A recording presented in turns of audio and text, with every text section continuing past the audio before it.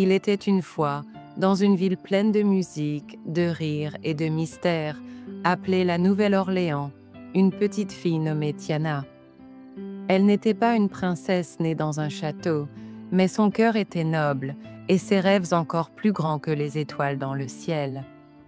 Elle vivait dans un quartier modeste avec ses parents, mais dans son cœur brûlait un rêve, celui d'ouvrir un jour le plus beau restaurant de toute la Louisiane. Son père, un homme généreux et souriant, lui avait appris 2 choses essentielles, l'amour de la cuisine et la valeur du travail. Tiana, lui disait-il tendrement, « Tu peux avoir tout ce que tu veux dans la vie, mais il faut y mettre tout ton cœur et ne jamais abandonner. » Tiana grandit avec cette phrase gravée dans son âme. Tandis que ses amis jouaient ou rêvaient de magie, elle travaillait, économisait et refusait de se laisser distraire.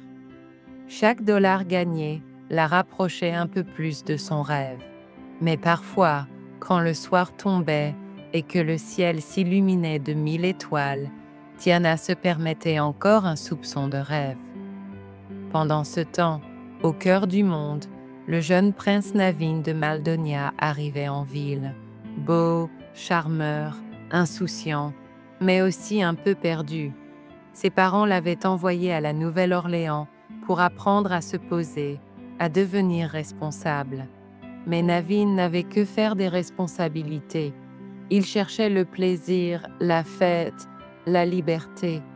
La ville tout entière s'agitait pour l'accueillir, avec un somptueux bal masqué organisé en son honneur.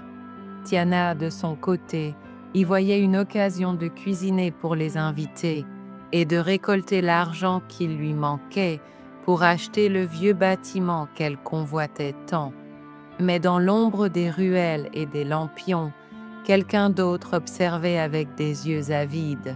Le docteur Facilier, maître du vaudou noir, manipulait les esprits et les ombres. Il voyait en Naveen une opportunité.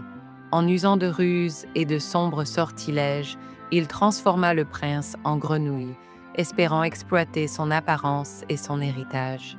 Plus tard, alors que la nuit tombait sur le bal, le prince grenouille aperçut Tiana, déguisée en princesse pour l'occasion, dans une robe qu'elle avait empruntée à son amie Charlotte. Naveen la crut princesse et lui proposa un marché. « Embrasse-moi et je redeviendrai prince.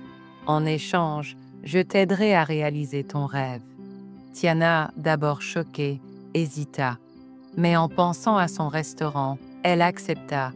Elle ferma les yeux, embrassa la grenouille et, ô surprise, se retrouva elle aussi transformée en grenouille.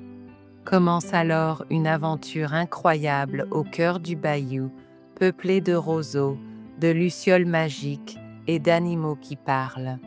Tiana, furieuse, n'avait jamais cru à la magie, mais la voilà prise dans un sortilège.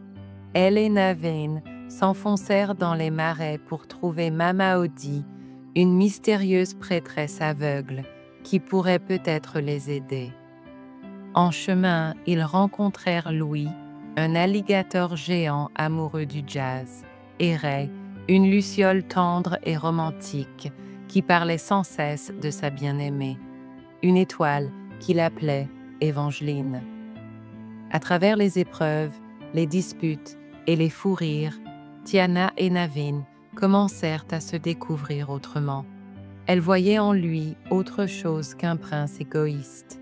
Et lui, sous l'apparence frêle d'une grenouille, admirait la force, la grâce et la lumière de Tiana. Quand ils atteignirent enfin la demeure de Mama Odie, elle leur posa une question qui changea tout. « Êtes-vous sûr de ce que vous désirez vraiment? Car parfois, ce que l'on pense vouloir n'est pas ce dont on a réellement besoin. » Tiana croyait vouloir son restaurant, Naveen, sa liberté. Mais peu à peu, ils comprirent que le véritable trésor, c'était l'amour, le courage et la confiance en l'autre. Ils retournèrent affronter le docteur Facilier dans un combat entre l'ombre et la lumière. Et grâce à l'aide de Ray, qui brilla jusqu'au bout, et de leurs amis, le mal fut vaincu. Mais leur apparence ne changeait toujours pas. Alors, en grenouille, ils décidèrent de se marier. Et au moment du baiser, une lumière douce entoura leur cœur.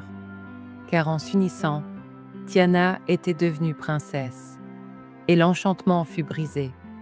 Ils redevinrent humains. De retour en ville, Tiana put acheter le bâtiment qu'elle avait tant convoité.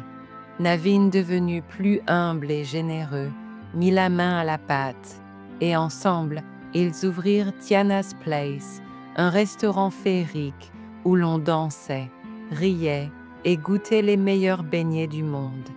Tiana n'avait pas seulement réalisé son rêve, elle avait trouvé l'amour, la magie et elle-même.